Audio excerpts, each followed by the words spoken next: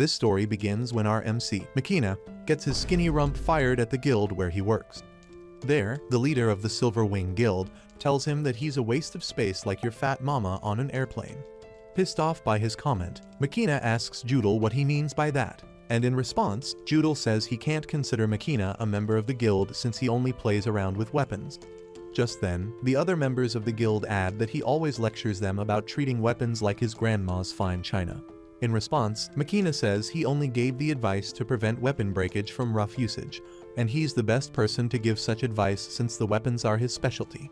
Suddenly, Judal tells him to quit lying, insisting that the performance of the weapons so far is because of his ability. After making a joke about Makina's work, Judal says he just realized that Amazon's Black Friday sales are better than whatever Makina could offer. Judal adds that he checked out a weapons shop on his way home, and that's how he knew Makina was a scammer. While the NPCs cheered Judal on, Makina watched with glassy eyes and a clenched fist.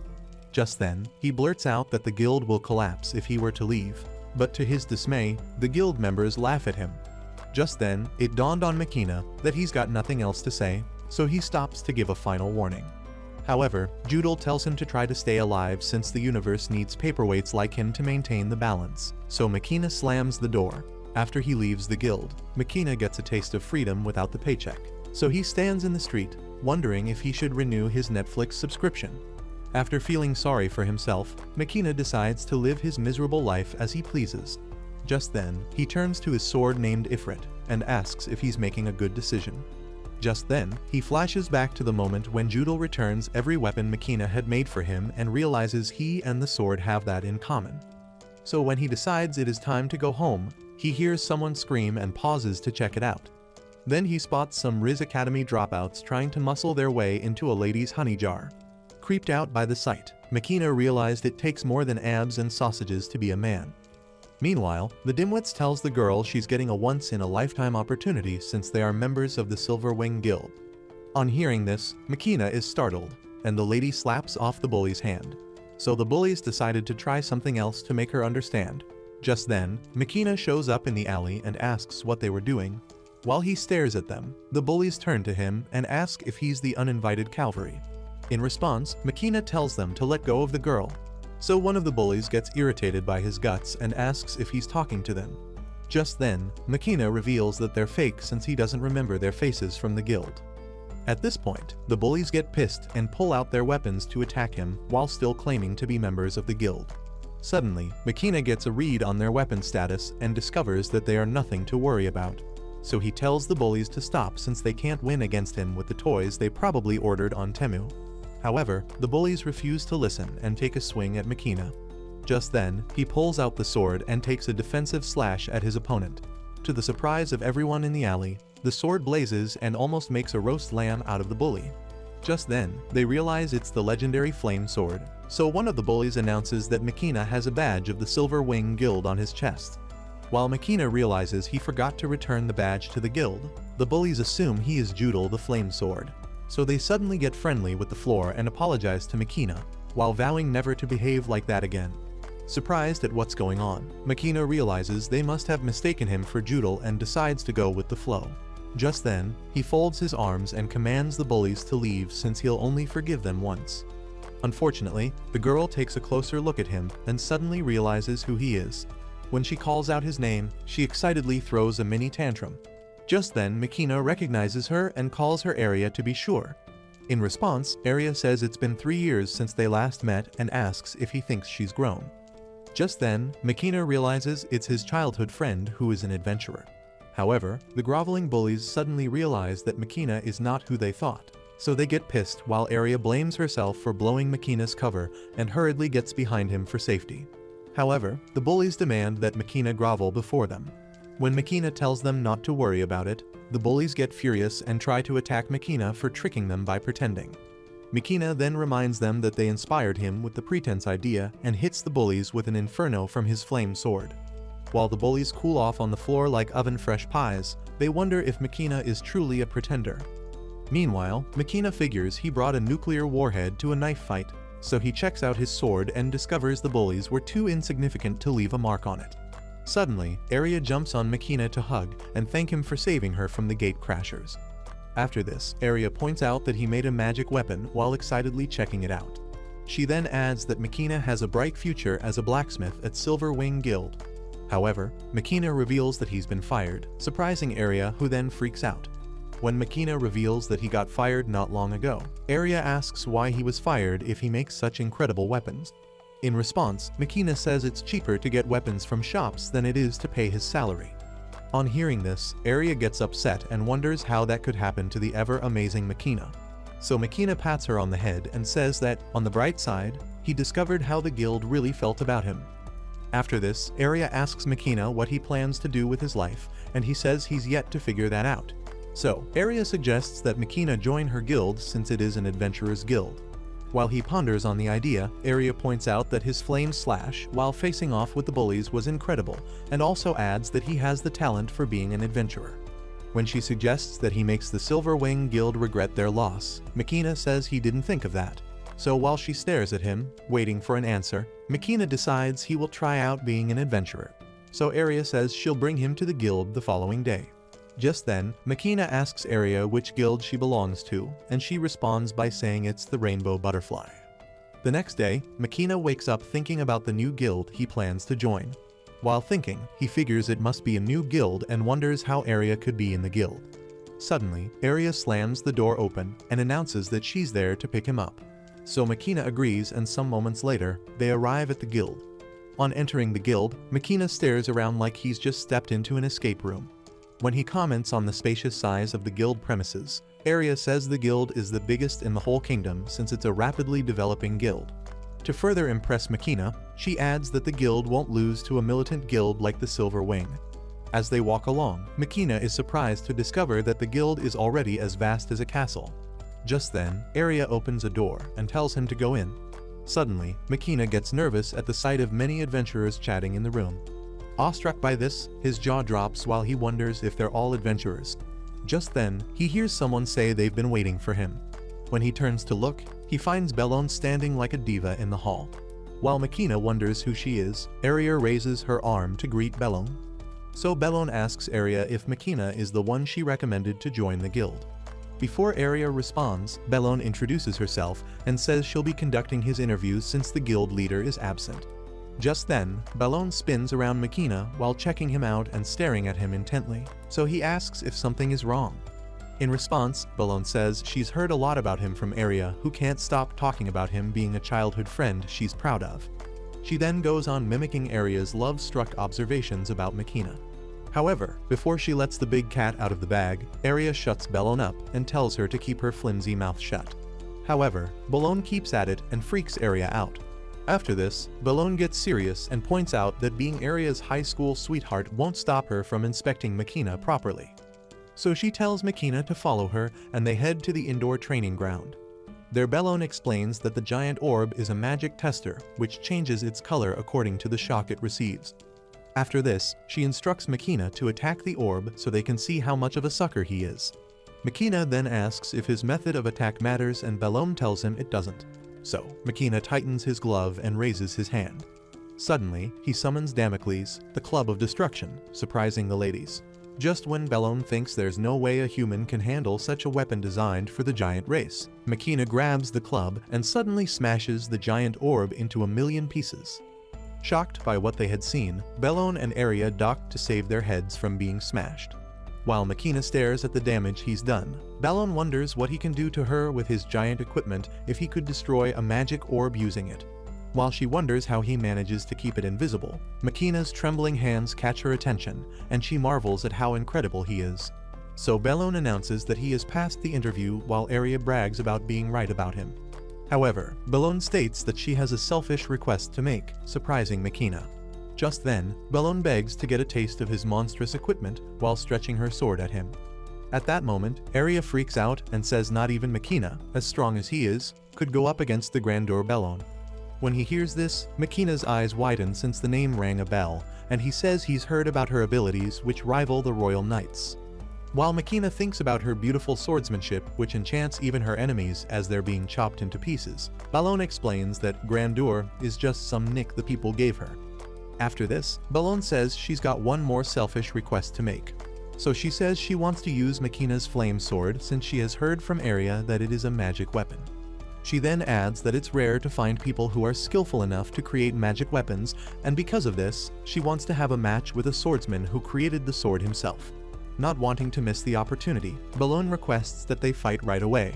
Facing Aria, Makina asks if Bellone is always like that, but she responds by saying she does that only when she meets strong people. Based on Bellone's request, Makina pulls out the flame sword, and the resulting flames intrigued Bellone. Just then she checks out the sword and gives it a 5-star rating while comparing it to the Holy Sword and the 5 Supreme Swords. In response, Makina thanks her and reveals that he's not yet at a level capable of creating such swords, even though that's what he strives for. In response, Bellone says she can't wait to see his creations when he finally attains greater heights as a blacksmith where he's capable of making such treasured swords.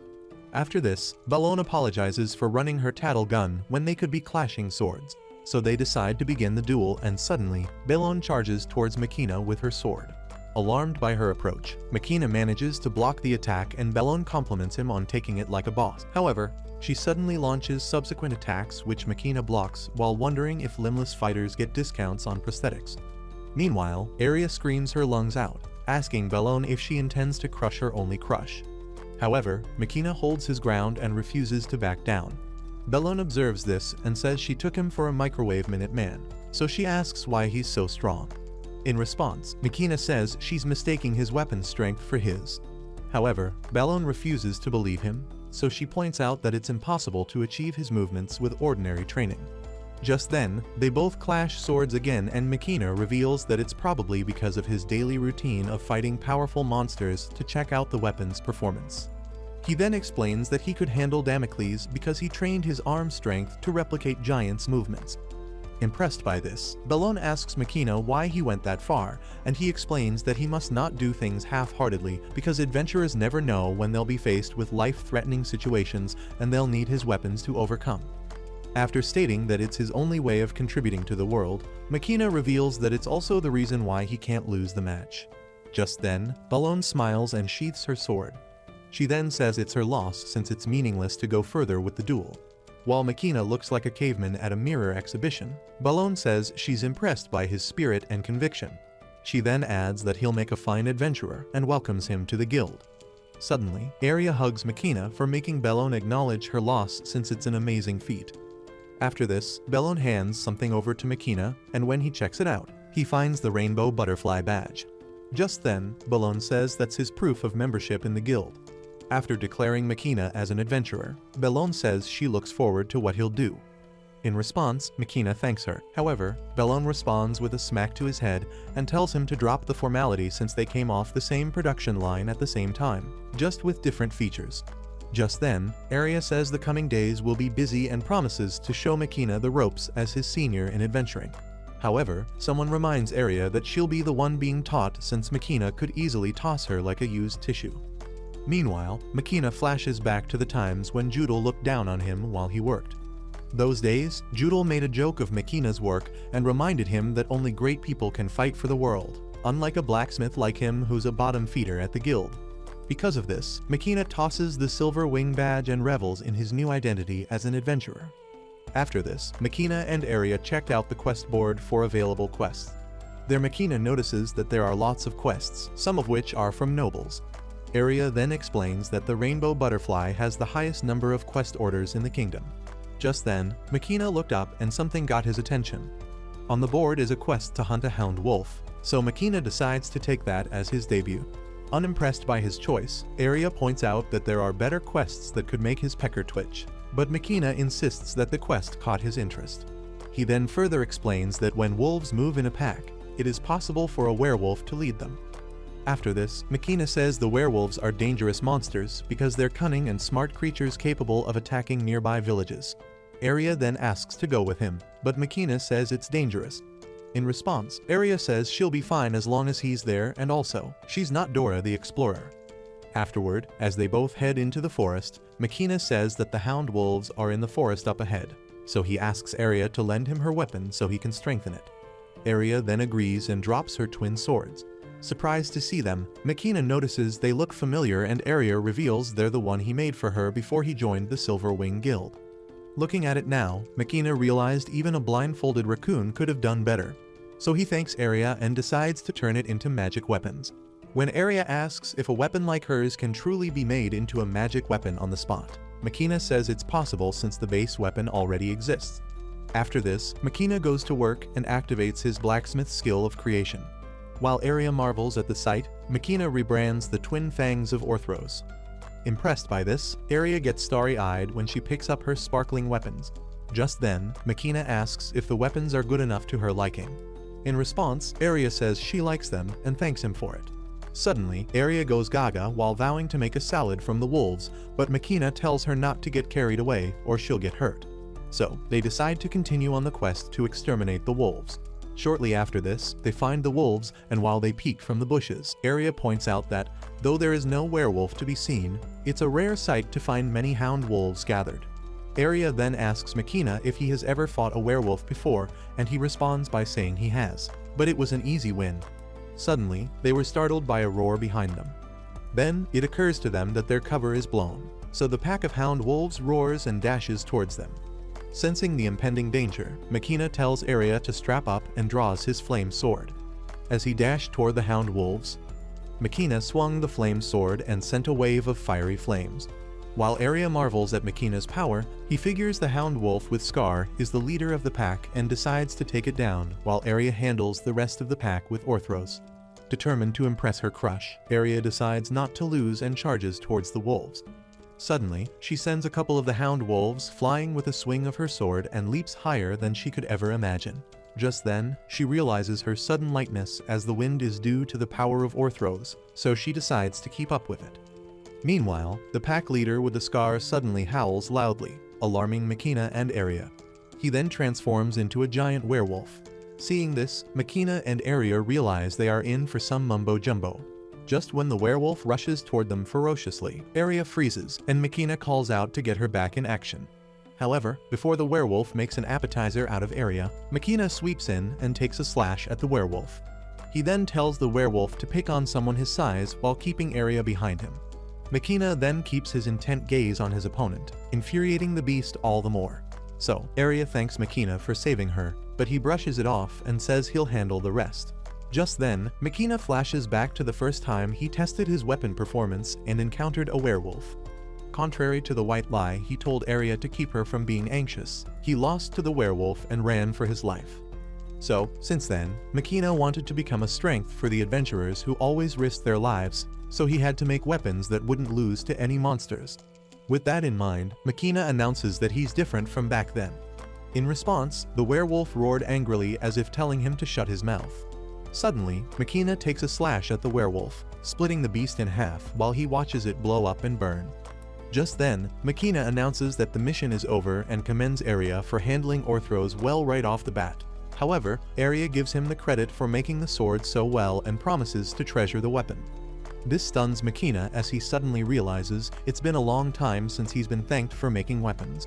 More than this, he recalls how Aria's smiles make his pickle tickle, so he thanks her in return, and they both head back to the guild while teasing each other. A few days later, a lot of chattering goes on at the guild as usual when Makina and his favorite sidekick walk into the hall. Aria then points out that the quest board is always crowded with people in the morning, but worse in the afternoon when more quests come in. In response, Makina says they've got no choice but to wait for it. Just then, Aria notices someone with beautiful golden hair and calls her Stella. Just then, Stella looks towards her and wonders if it's really Aria.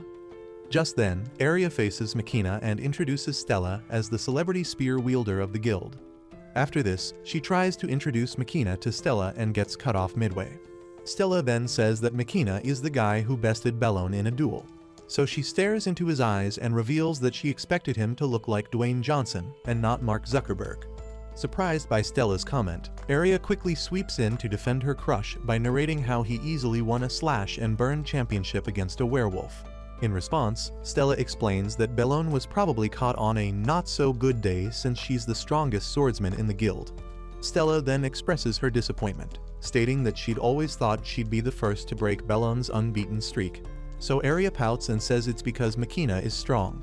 Suddenly, Stella announces that she's off to subjugate the Devil Jackal, and bids them farewell. Suddenly, Makina activates his weapon assessment skill and gets a read on her spear. Just then he tells Stella to hold on and asks if she's going with the toy she calls a spear. In response, Stella says she is and asks if something is wrong. Makina then warns her that she'll meet a nasty end if she does. Surprised by this, Stella asks what he means and Makina informs her that she's still got time to cancel the quest. Infuriated by this, Stella asks if Makina is trying to say she's weak, and he responds, stating that the spear's quality is too low. After informing her that she's going on a suicide mission, Stella thanks him for the warning and says it's an easy quest she'll be done with before noon.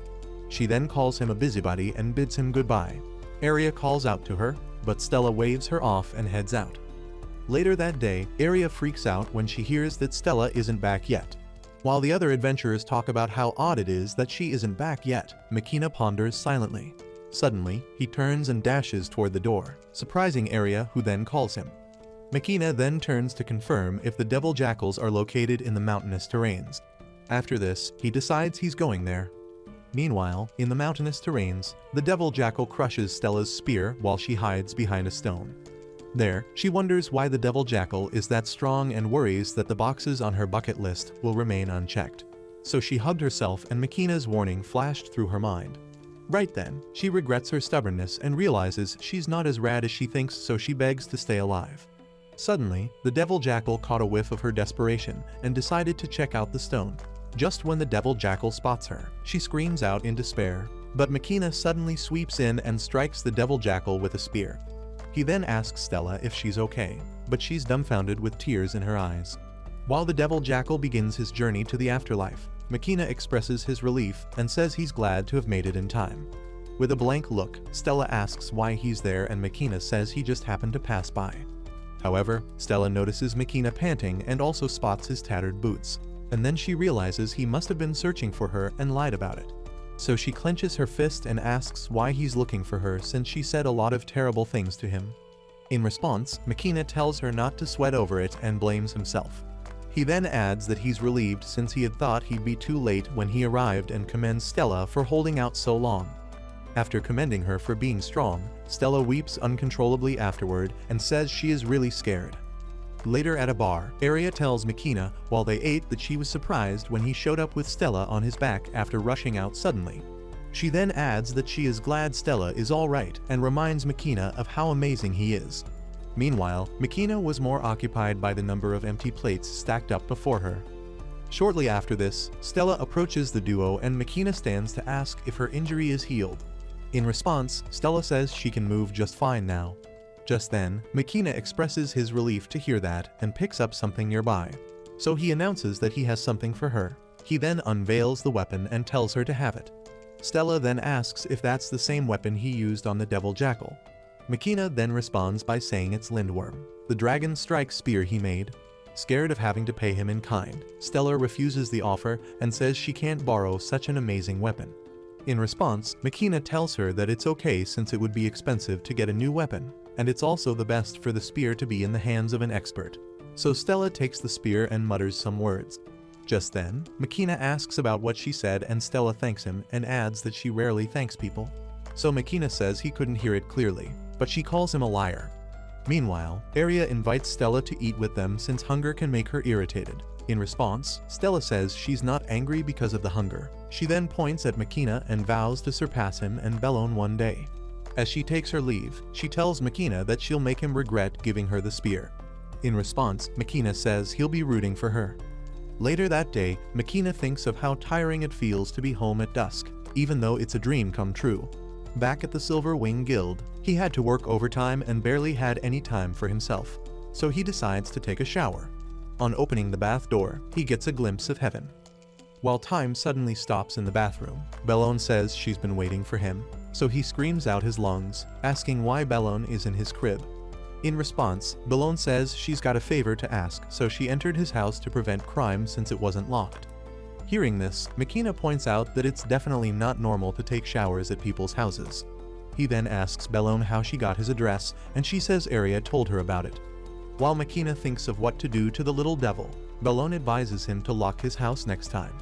However, Makina asks her why he's being lectured. Without waiting for a response, he asks Bellone what she wants from him. and she explains that she wants to ask him to make a weapon since her favorite one is reaching its limits. In response, Makina asks her about the kind of weapon she wants him to make, and she says it's the exorcism sword named Stormbringer. Intrigued by the idea, Makina thinks it's a great sword capable of nullifying all forms of magic attacks. So he states that she'll need a high-grade magic stone since she's still got her favorite weapon. Just then, Balone adds that it's why she wants him to accompany her to procure the magic stone. So Makina accepts her request, and she announces that they'll depart the next day at dawn after thanking him. However, Makina was more interested in what was going on behind the bathroom door. Shortly after, Balone announces that she'll be staying the night since his crib feels more comfortable than she expected. Hearing this, Makina fears for his sanity and screams at her to go home. The next day, at Ramer Mountain, Balone figures out the collection point using a map and instructs Makina to follow her. However, Makina tells her to hold on and reveals that he knows a good spot around the place. So Balone agrees and follows Makina through a maintained road. Balone then asks why the road is not included in the map, and Makina explains that he fixed the road when he came for materials gathering since he thought it would be good for his next visit. Just then, Balone checks out the ropes and comments on how hard it must have been to lay it out. In response, Makina says he fell down from there once, so Balone looks over the edge and asks Makina about how many lives he's got. While she gives him a weird stare, Makina tells her to quit looking at him like she's seen a ghost. Just then, Balone says Makina is definitely packing more than she imagined. Shortly after this, they arrive at the cave for the collection point, and Makina observes that no one has been there since he left, so they walk into the cave. Looking up, Balone marvels at the plethora of magic stones and admits that she's never seen anything like it before. Suddenly, Makina activates his blacksmith's appraisal skill and scans for the right stone. Just then he finds the grade stone, impressing Balone, who wonders how he found it among so many magic stones. Afterward, Makina gets to work on the stone while Balone watches. Within seconds, Makina chisels out the stone and announces that he'll be making the weapon with it. So he requests Balone's sword, but she asks why he isn't creating it from scratch. In response, Makina says he wants to use it as the base because it's Balone's important partner. After this, Makina activates his blacksmith skill and goes to work over the sword. After a while, the exorcism sword called Stormbringer emerges, and he hands it over to Balone. Impressed by Makina's blacksmithing skill, Balone checks out the sword and marvels at how amazing it is, even though she has heard it from Aria. Just then, she points out that Makina really does create cool weapons. In response, Makina says it used to be his job, so Balone thanks him and says she's glad she asked him. Suddenly, the cave trembles and they wonder what's happening, so a wyvern shows up, descending into the cave. While Balone wonders why a flight-type dragon showed up suddenly, Makina states that it's dangerous to fight in the cave, so he suggests that they go outside. So they run outside the cave where Balone gets a better look at the beast. She then says it's about to go down because the beast is quite big for a wyvern. However, Makina tells her to leave it to him, so he summons Mikazuchi, a lightning bow, and announces that he's going to shoot down the wyvern. Suddenly, the beast takes flight and approaches Makina, so he fires his lightning bow into the sky. Immediately, several bouts of lightning strike the beast from the sky, surprising Balone, who then points out that Makina is full of surprises. In response, Makina says that the beast is immobilized and tells Balone to handle the rest by showing the power of the Stormbringer. Hearing this, Balone pulls out the Stormbringer and charges towards the immobilized beast while pulling off some incredible moves. Impressed by this, Makina figures that her movements are purely hers since the Stormbringer can't enhance physical strength like Aria's weapon. While Makina enjoys his first row experience of the grandeur Balone show, Balone slashes through the monster. When she's done, Makina asks for reviews of the weapon he made and Balone says it's incredible. Meanwhile, somewhere else, Judal announces that the Silver Wings declare to hunt down the Dark Guild as requested by the Guild Church, which manages all guilds in the kingdom. He then adds that they'll show the Dark Guild what they're capable of since their stronghold is in the Lost Forest. Unfortunately, Judal gets used as a mop for the floor by the members of the Dark Guild. While they step on him, they speak of how much of a letdown the Silver Wing Guild is, since they've heard it's a combat-specialized guild. Meanwhile, Judal wonders how his weapon was broken with a blow. Just then, the Dark Guild members decide to let Judal go so he can show his pitiful appearance to everyone in the kingdom. To make matters worse, the Dark Guild members called the Silver Wings a bunch of losers. After the terrible defeat of the Silver Wings appointed directly by the kingdom, the news gets broadcast on CNN. Eventually, Makina finds out about the news in the papers, so he worries about Judal. Sometime later, Makina spars with Aria at the guild, while some adventurers watch them and marvel at how incredibly they fought. Just then, one of them reveals that Makina is the guy who destroyed the testing device during his entry exam. He then adds that he heard Makina also defeated a wyvern recently, and Aria has also improved her mastery of the twin daggers. Motivated by this, the adventurers declare they can't lose to the duo and decide to get some sweat out before going home. Meanwhile, Aria sits feeling exhausted and admits her loss to Makina. So Makina tells her not to be depressed since her movements have gotten better. Hearing this, Aria cheers up and Makina suggests they call it a day. As they prepare to leave, they find a lot of people gathered at the quest board. So, Aria suggests that they check it out too. So they move closer and ask one of the adventurers what happened, and he reveals that an outrageous quest has just been posted. Hearing this, Makina takes a closer look and discovers it's a quest to destroy the Dark Guild. While Makina wonders if it's the same guild that destroyed the Silver Wings, the adventurer confirms it and hands him the quest pamphlet to confirm. Just then, Makina reads out the quest to destroy the Shadow Demon and find out the identity of the leader named Jet Black Lugos. Makina then states that it's his first time seeing a direct request from the guild association. After this, Makina points out that the Dark Guild mainly takes up assassination jobs and wonders how Judal lost to them. So he asks around if the Flame Sword Judal was really defeated by them. Just then, he overhears that there have been all sorts of rumors about the Silver Wings since they got into a lot of trouble. Interested in this, Makina asks the adventurer to be more specific, and in response, the adventurer says he heard it from a weapons shop he frequents that the Silver Wings took all the weapons they had in stock. But every single weapon they got broke in an instant, which failed them the quest. Hearing this, one of the adventurers points out that the shop is famous for its high-quality weapons. While they express their disappointment in the Silver Wing Guild, Makina thinks deeply about it and Aria calls his attention to state the obvious. She then says the Silver Wing completely failed the quest because they didn't use Makina's weapons. While still thinking, Makina agrees with her and takes his face off the pamphlet for a bit. Just then, Aria says she's going to. Surprised by her comment, Makina says he hasn't decided anything yet. However, Aria puts on her clairvoyance hat and reveals that it's obvious Makina is thinking about defeating the Shadow Demon. After this, Aria tells Makina not to underestimate her, surprising Makina, who then realizes Aria is always sharp at times like that. Meanwhile, Aria tells him not to feel responsible for the fate of the Silver Wings since they're at fault for kicking him out. After pondering on it for a while, Makina agrees to the proposition. Aria then says the quest is a bit too difficult for just the two of them and Makina agrees while stating that they'll need at least 2 more members. Looking around them, they could literally scoop the caution in the air since the adventurers heard of the Silver Wings' defeat. So Makina wonders if there's anyone left who wants to join the suicide mission. Suddenly, someone shows up and comments on the interesting situation. Just then, Aria gets excited and welcomes Stella. Before Makina can say his greetings, Stella says she heard everything and announces she'll be joining the quest. Makina then points out it's technically mission impossible. However, Stella responds by saying she's got Lindworm and with it, the Dark Guild members are going to be treated like a piñata. Just then, Stella says she's only volunteering to repay Makina back for rushing to save her by himself. While she goes on blabbing to mask the awkwardness she feels, Aria comes to her rescue by saying she was about to ask her to come along. Surprised to hear this, Stella asks if that's true and Makina confirms it. So, Aria and Stella share a girl's moment and agree to do the quest together. Suddenly, Aria slips back to awkward mode and announces that she'll only help Makina once. In response, Makina tells her to quit being shy and reminds her that they've been meeting pretty often. However, Stella's face loses color as she says it's all a coincidence. Because it's late already, they all agree to continue the chat and hold a strategy meeting the next day.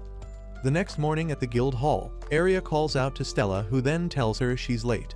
In response, Aria apologizes for oversleeping, but Stella points out that Makina is nowhere to be found yet. Just then, Makina arrives and greets them both. Without wasting time, Stella gives Makina a lecture on time management, but he apologizes and tells them something came up. Bellone then walks in and announces she'll be joining the quest too. She then says that she couldn't overlook the Dark Guild issue, so she's been looking for members to go with her. In addition to this, Bellone reveals that she thought of Makina during her search for dependable members and went to his house to ask him. Hearing this, Aria gets excited because Bellone thinks Makina is dependable. Meanwhile, Makina thinks of how Bellone entered his house without permission and even slept in his bed with her pleasure hills on full display. So he decides to censor that since they'd never believe she's that kind of person. Aria, on the other hand, couldn't hide her excitement because Bellone was joining them. Stella and Bellone then get into a staring contest. After a while, Stella breaks the silence by saying she didn't expect to fight alongside Bellone. In response, Bellone says that with the combined strength of their weapons, there's no enemy that can match them, surprising Makina and Aria, who had expected a round of hair pulling and shrieking. Just then, Aria whispers in Makina's ear and says that, unlike Bellone, Stella is the bitchy one who thinks of them as rivals. Suddenly, Stella warns Bellone to watch out since she never can tell when Lindworm will strike her in the back, surprising Bellone. Just then, Makina announces that they've had enough and suggests that they get going. Shortly after this, they arrive at the guild and the attendant takes a look at their quest form. Suddenly, she yells when she finds out the Suicide Squad is taking on Mission Impossible. The other adventurers overheard the attendant yell and were quite surprised themselves. Feeling cocky, Makina says they'll get it done, while the other adventurers wonder if they've gone insane. After this, the attendant reminds them of how dangerous the mission is and asks if they still want it. Makina responds saying they've got nothing better to do, so the attendant accepts their submission and stamps it. Just then, Makina orders his Charlie's Angels to move out. After a while, they arrive at the budget underworld and the girls wonder how anyone could live in such an eerie place. Makina, on the other hand, reminds them that the Dark Guild has not left the place, so he suggests that they keep their guard up. Meanwhile, Aria fidgets and states that the forest makes the perfect hideout for them. Stella then asks Makina if the Silver Wing was only strong because they used his weapons. To this, Makina responds by saying none of them ever suffered a defeat when using his weapons. Stella then says it's borderline cheating if all members get to use Makina's high-grade weapons. Suddenly, something caught Makina's eyes, so he crouches to check it out while Bellone asks him what's wrong. Makina then picks up a sword fragment he found and points out that the color of the ground is unnatural in a specific area. Judging from this, Makina says there was a battle there, but the evidence was hidden pretty well. Stella then says she would have mistaken the fragment for a mere pebble if she was the one who found it. Just then, Makina reveals that he got his keen observation from forbidding himself from overlooking things when collecting materials. Suddenly, Aria calls out to them while showing off a spear she found. So Stella yells at her to keep the spear down since it's dangerous to wave it like that, or worse, the enemy could find them. Aria then apologizes for getting carried away, while Bellone asks her what it is. Makina then says it looks like a spear, while Aria adds that it's broken and was stuck in the bushes, but it caught her eye since it's so pretty. When she takes a closer look, Aria observes the markings of Salma Factory on the spear, and points out that the spear must be from the weapon store. So Makina checks it out too and mentions that such weapons are not suitable for battle since the spear's date of manufacture is probably a memorial of the store's opening. Just then it occurs to them that it must be one of the weapons used by the Silver Wing Guild. Suddenly, they heard a voice identify them as lost rainbow butterflies. Alarmed, Makina senses a presence above them in the trees. So they look up and spot Jet Black Lugos, saying he just sang the rhythm of a famous song in the eastern countries, so he asks if they know about it. However, Makina asks if he's the leader of the Shadow Demons, and he responds saying he is. So Makina grabs his sword and announces that they've come to defeat him. Unbothered by this, Lugos says they've got some huge balls to come up against the Shadow Demons with 3.5 fighters. Just then, Bellone senses some movements in the bushes nearby, and before long, they are surrounded by an army of Grim Reapers. While the Shadow Demons laugh like they just stumbled on a group of monkeys posing for a shoot, Makina and his lady troopers realize they're outnumbered. Suddenly, Lugos ordered his men to get them, so the Shadow Demons charged towards them. However, the first attackers got a taste of Aria's baddies, surprising Lugos. Just then, they realize how slow their opponents are for the assassins they claim to be, while Aria continues her attack. Stella goes to work with her spear and works more of the Shadow Demons over pretty well. Just when she thinks the demons are easier than a piece of cake, one of them tells her not to underestimate them and summons a ball of magic arrows, so he fires many arrows at Stella. However, Bellone sweeps in with her Stormbringer to save the day while pointing out that she can't ignore the remark. So Bellone decides to make him change his mind, while the Shadow Demons wonder how they could deflect their magic attacks. At that moment, Lugos realizes he's not the apex predator he always thought he was. Makina, on the other hand, rests his sword after sending a plethora of Shadow Demons over to the other side. He then faces Lugos and announces that he's the only one left. Lugos then smiles devilishly, surprising Makina, who thought he'd be begging for his life. Suddenly, Lugos attacks Makina, but he is quick to block the attack. The girls had thought their super blacksmith was a goner, but Lugos commends his fast reaction and states that he's probably the leader, judging from his skills. In response, Makina says that's not decided, so Lugos pulls out his weapon and announces that Makina is about to witness the masterpiece of the deceased Jack Manson. He then threatens to cut him to pieces with the death scythe. Hearing this, Makina freezes while thinking about the genius craftsman who's famous for leaving behind weapons imbued with curses. Just then, Lugos goes on to say the death scythe is his best masterpiece and it absolutely cannot be compared to Makina's trash weapon. Suddenly, Lugos launches another attack, but Makina blocks it with his sword, surprising Lugos. So Makina announces to him that he's about to get the thrashing of his life and takes a slash at him, but Lugos escapes. In response, Lugos asks if Makina thinks he'll go back alive now that he's within the death scythe's reach. Makina then informs Lugos that he's within Ifrit's reach and jumps to attack Lugos. At that moment, when they clashed weapons, Lugos wonders why Makina is so hard to kill. He then analyzes Ifrit and wonders why Makina returns his blows with stronger ones, even though his death scythe's weight and reach are superior. While he wonders why the sword won't break, Makina announces that the duel is over. Surprised by this, Lugos asks what he's talking about and suddenly spots a crack on his death scythe. Suddenly, the death scythe breaks while Lugos exclaims and wonders how that's possible since Ifrit remains unscathed. In response, Makina says it's not the weapon's fault that it breaks, but the user's for abusing it. Just then, Lugos realizes how screwed he is and begs Makina to hold on since he's capable of using assassination to pull strings in the kingdom. After trying to prove his importance to humanity, Makina sends him flying with a vigorous slash from his flame sword while the ladies watch. Makina then says that he'll never forgive anyone who tries to harm his girls. In addition to this, Makina states that his weapons are the strongest. Sometime later at a bar, Makina and the ladies made a beer toast at the victory celebration party thrown by the guild. While the girls drink and recall how Makina's speech was rewarded with questions from everyone, Makina says he feels like he's talked enough for his life's worth. Just then, Bellone says she's got something to say, so she suggests that they form a part of four, surprising Makina. Bellone then adds that they've been discussing it on their way back to the guild and it was Stella who brought it up. Surprised to hear this, Makina looks to Stella to confirm if it's true. However, Stella gets pissed and asks if he's got a problem. In response, Makina says he's got none, but is just a bit surprised. However, he agrees with the proposition and points out that everything will proceed smoothly with everyone's cooperation. After this, Aria screams out that the leader will be Makina. Shocked by this, Makina asks to be sure it's not the beer talking and Bellone suddenly gets in his face and tells him he's the only one capable of bringing them together. So she asks him to take care of them. Suddenly, Stella freaks out, saying that Bellone is way too close to Makina. When Bellone says she thinks it's normal, Stella says it's not, since it's clear that Makina's face looks like he'll sneeze ketchup if poked. While they drink that, Judal peeks through the window and frowns to see Makina living his dreams. Later, in the dark woods, the remnants of the shadow demons are shown the wrong end of the sword as they wonder why their opponents are too strong. While wondering who the mysterious adventurers carrying impressive weapons are, one of the shadow demons calls his colleagues' attention to their badge.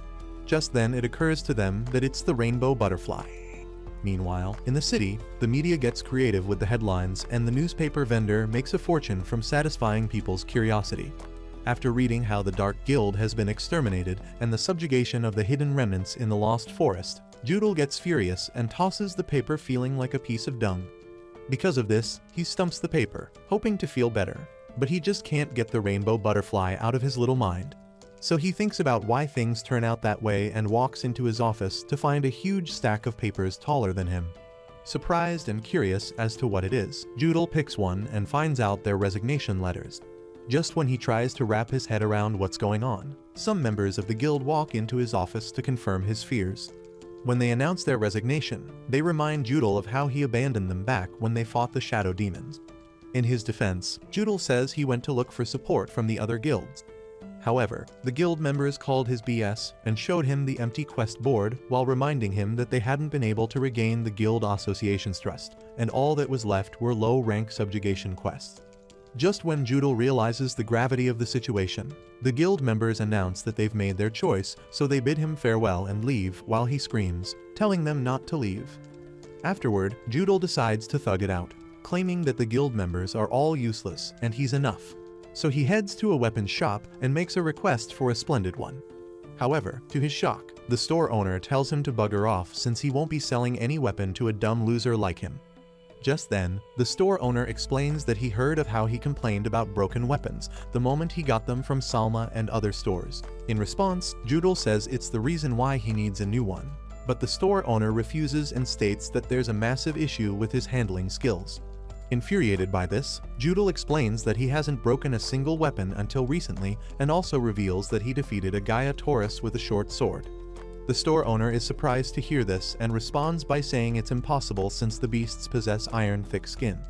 In addition, the store owner tells him to bring the guy who made the short sword since he must be a genius. On hearing this, Judal wonders if he heard right and thinks about Makina, wondering if it's true. Suddenly, the store owner refuses to sell any weapons to him and throws him out.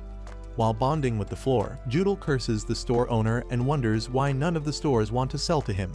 He then thinks about Makina again and refuses to believe he's a genius since he's just a parasite who profited off the guild's metal scraps. While he thinks about Makina, a sparkling weapon catches his attention, and then he notices the baddie carrying it. Just then, he marvels at how amazing the weapon looks, so he figures the best course of action if he can't buy any is to steal one.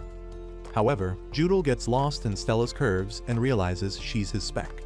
Enchanted by her exposed skin, Judal loses his cool and tries to do some Riz warm-ups. However, he checks his wallet and figures a church rat would beat him if they go band for band at an auction.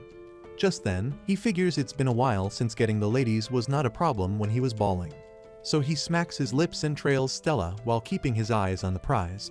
After a while of enjoying the magnificent view, Stella makes a turn into a back alley, surprising Judal, who wonders if the sheik is just dumb enough to walk into a blind spot or if it's just his lucky day. So Judal follows her into the alley and gets a better look at her bouncy rump. Just then, he realizes he's won the lottery. So, Stella stretches and Judal decides to seize the moment and leaps to grab the weapon. Unfortunately, Stella welcomes him with a kick to his chin, throwing him off balance. Just then, she states that he's been following her and asks if he thinks she wouldn't notice that. Surprised by the shocker he just got, Judal crawls like a pregnant insect, while Stella says she heard him say something about her weapon being hers. She then adds that the spear is a treasure she received from someone important to her, and there's no way she'll let him touch it so easily. Pissed by this, Judal decides to teach Stella a lesson but finds it hard to move his body. While Stella walks past him, she says nothing good ever happens whenever a girl walks alone since something like that also happened to Aria. She then thinks of gathering her courage to invite Makina next time. As she leaves, Judal trembles while beating himself up and wondering how he ended up in a messy situation since it's unlike him to sneak up on girls and even get beaten to the ground for it. Just then, he flashes back to the memory of Makina chilling with the girls at the bar and also thinks about the store owner's comments on Makina being a genius. So he clenches his fist and grits his teeth, wondering if he could avoid the inevitable. Just then, he flashes back to the moment Makina told him the Silver Wing Guild would collapse if he left.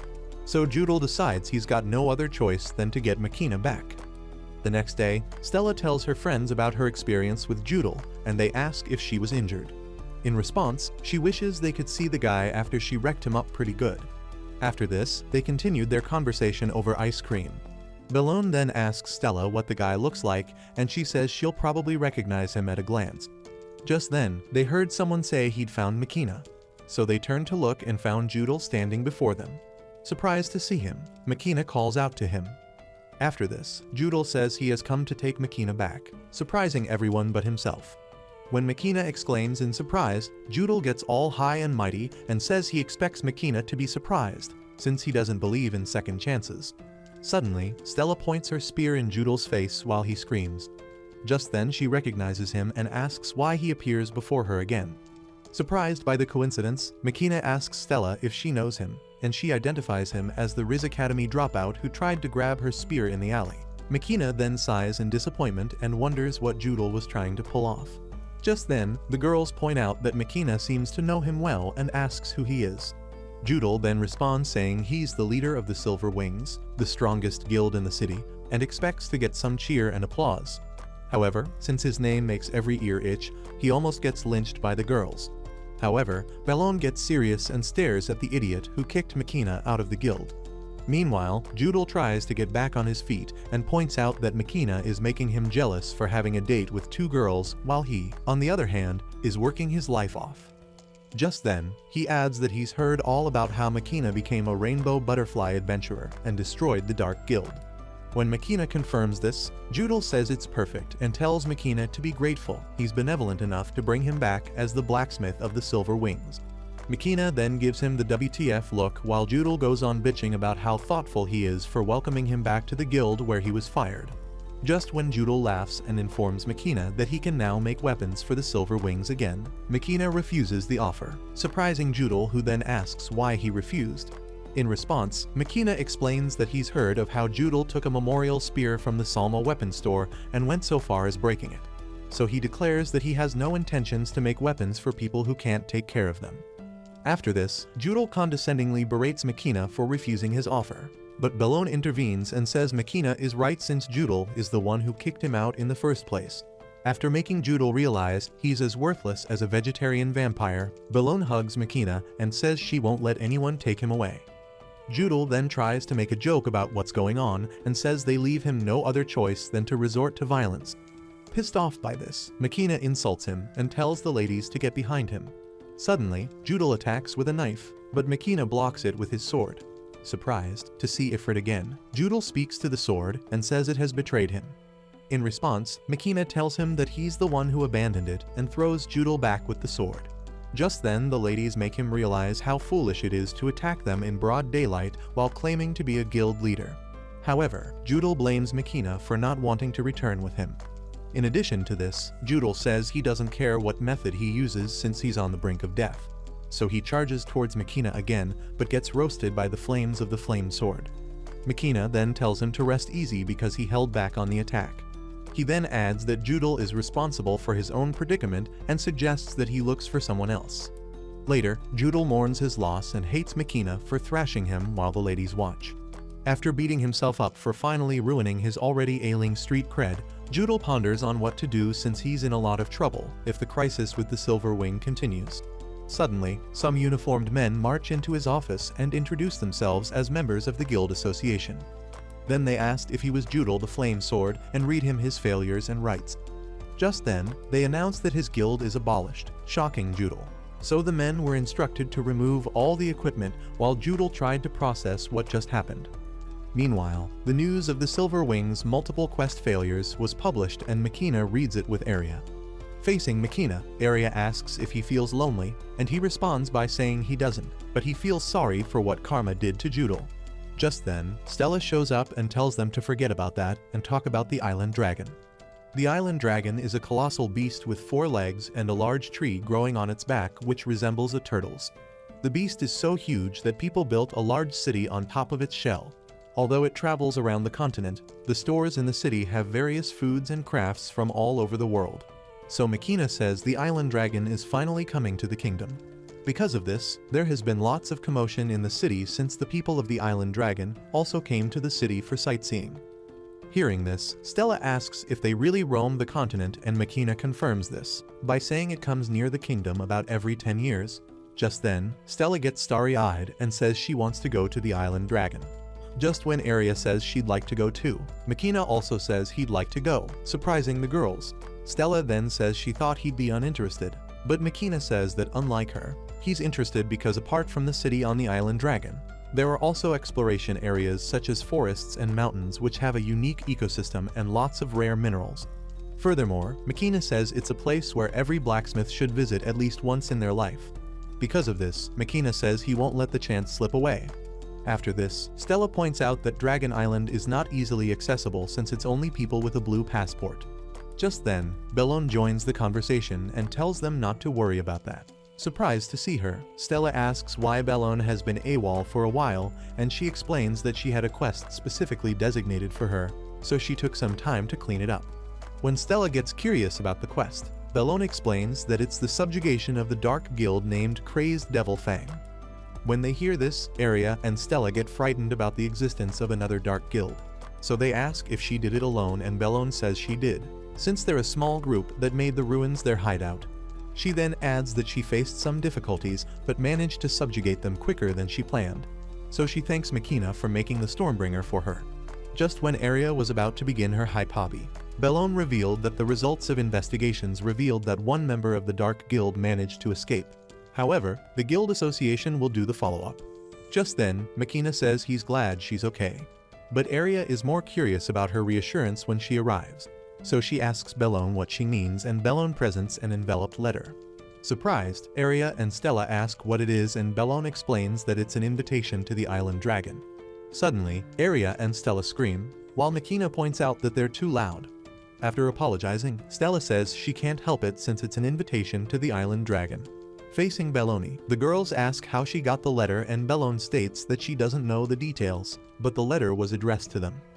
Makina then asks if the invitation is for 4 of them, and Bellone confirms this by stating that invitations like that are rarely addressed to individuals. Just then, Stella freaks out, saying they've become celebrities for defeating the Dark Guild. Just then, Aria reveals that people have called out to her more often in the streets recently.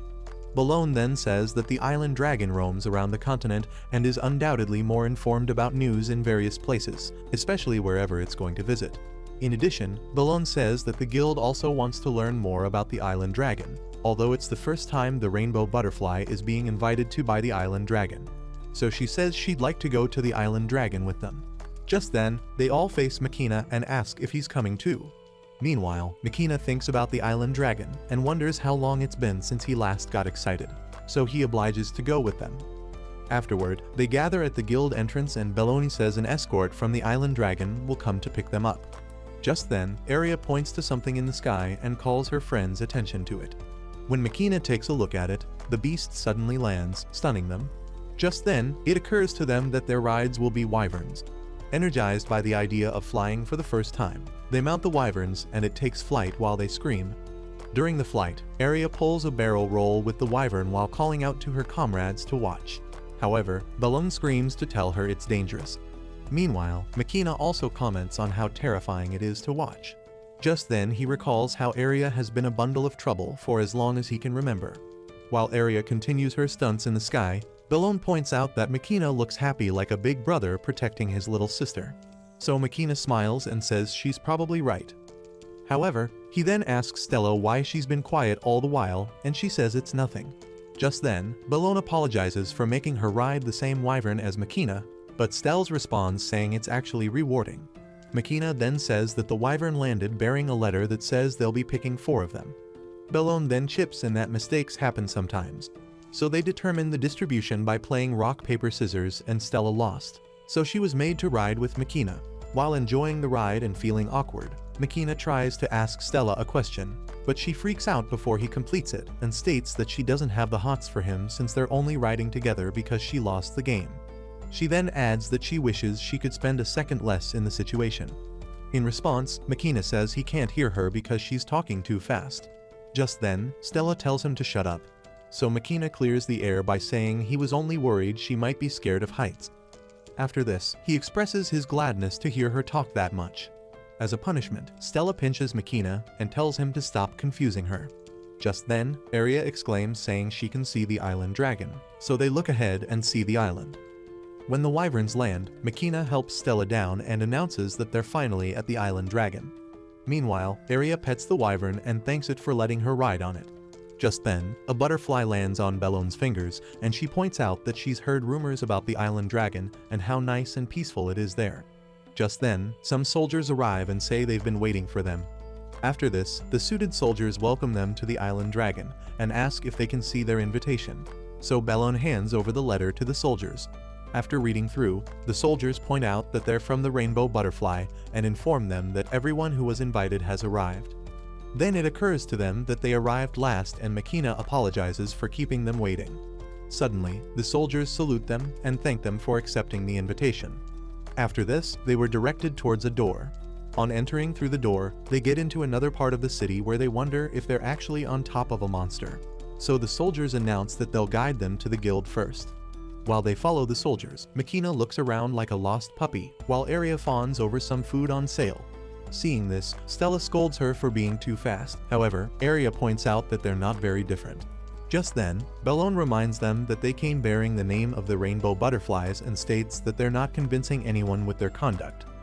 Shortly after this, they arrive at the guild and they are ushered into a hall where many people chatted. Impressed by the size of the hall, Aria exclaims, saying it's amazing. In addition, Bellone says it might be just as big as the rainbow butterflies or even bigger.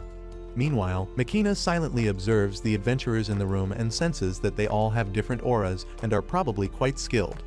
Just then, a soldier hands him a number tag and tells him to wait there. Suddenly, Lysana walks in escorted by a heavily armored knight and introduces herself as the head of the Asgard family.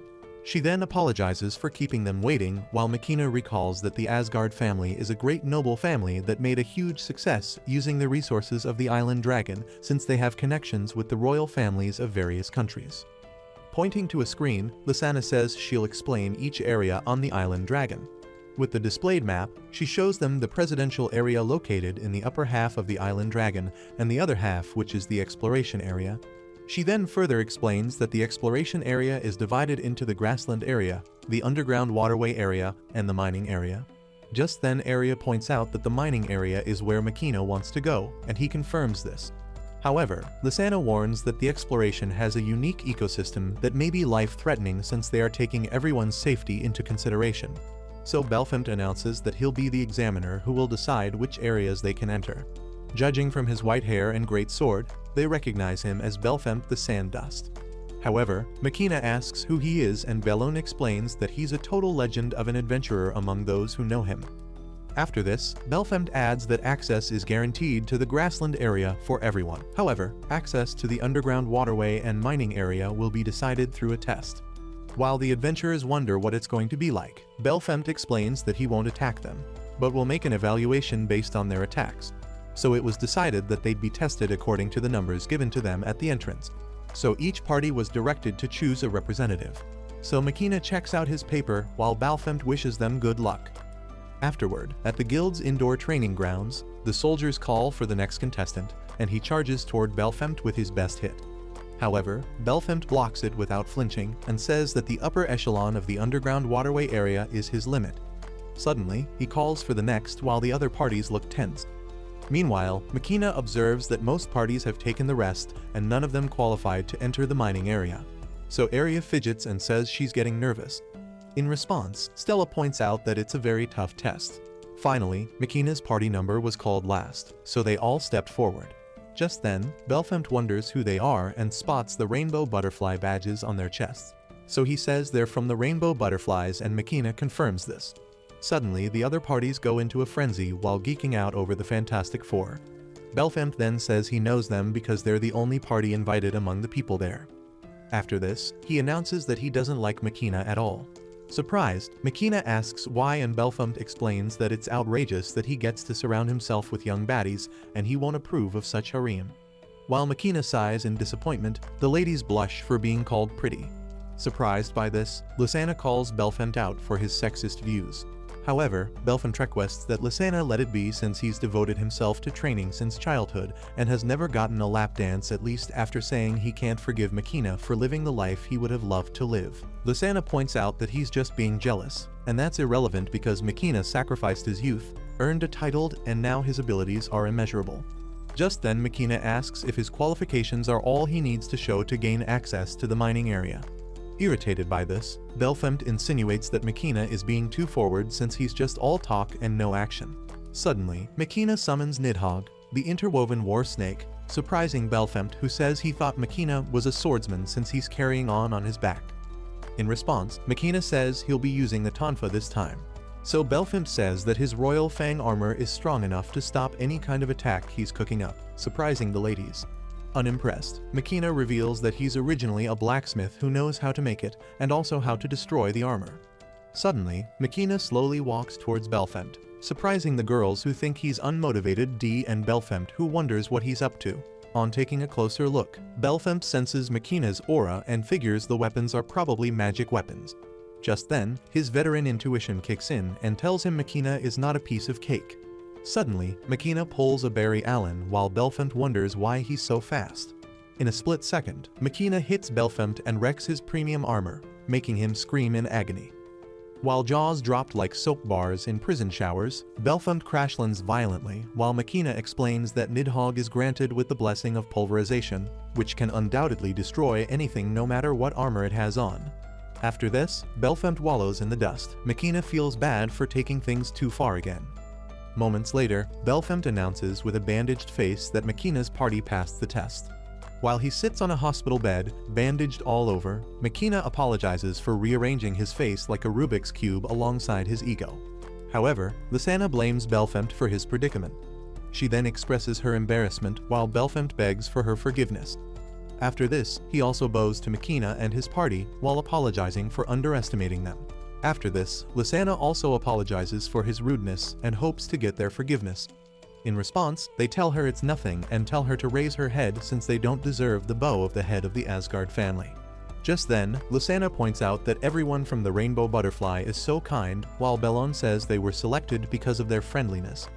After this, they talk about how Makina took revenge for them with just a single blow. While Stella subtly lashes out words at Belfemt, he bows in shame. So Aria stops her, but she says she's just stating facts. In response, Belfemt explains that his glory days are gone while staring at a portrait on the wall. When they check it out, Stella freaks out when she sees the picture of Belfemt standing with a Growlkonga he had slain. In response, Belfemt points out that it's actually of a higher class, a great Growlkonga. Just then, Makina gets lost in thought and Aria asks if something is wrong. In response, Makina stares at it closely and says it looks like a group of Growlkonga he fought before. He then narrates that he once went to the Abbey's mountain to test Damocles, the Club of Destruction, and found the great Growlkonga nesting up the mountains. Suddenly, the room goes silent and Makina asks if something's wrong. Just then, Bellone explains that normal Growlkonga are smaller than humans, so he must have fought a group of great Growlkonga. This freaks Makina out while Belfemt covers his face from embarrassment and asks that the framed picture be taken away. Suddenly, Lysana coughs and announces that the members of the Rainbow Butterfly are granted access to all exploration areas. While they celebrate, Lysana points out that it seems Makina is interested in the mining area from the start, and he responds by saying he's interested in the minerals and ores that can be found there. Bellone then reveals that Makina was originally a blacksmith, so his skill comes in handy for creating weapons, including the one that destroyed Belfemt's armor. Impressed by this, Lysana exclaims while Bellone adds that Makina is also good at restoring things. Suddenly, Belfemt lights up when he hears this and asks if he can fix his Royal Fang armor too. In response, Makina says he plans to do so. So he gathers the broken pieces of the armor, activates his blacksmith smith, and goes to work on the armor. Impressed by Makina's abilities, Belfemt and Lysana's eyes widen. Shortly after this, the armor is restored, so Belfemt freaks out while hugging the armor and claiming to be in Makina's debt. Just then, Lysana announces that she's also become Makina's fan. In response, Makina says he's honored. After this, Lysana announces that they've prepared the lodging and storeroom for their leisure, so they suggest that Makina and his team of Lady Avengers rest well and enjoy their adventure the next day. Meanwhile, at ruins that used to be called the Silver Wings Guild, Judal hates himself for how pathetic his life has become. While reading the news, he discovers that the Rainbow Butterfly was invited to the Island Dragon and wishes it were the Silver Wings. Suddenly, he senses some movement nearby and screams out, asking what the men from the Guild Association want from him. Suddenly, a robed character walks out from hiding and stares at him while he asks who he is. What crazy plan will Judal carry out next? To find out, comment "Makina is a demigod," leave a thumbs up if you enjoyed the video and subscribe to the channel for similar content. Thanks for watching.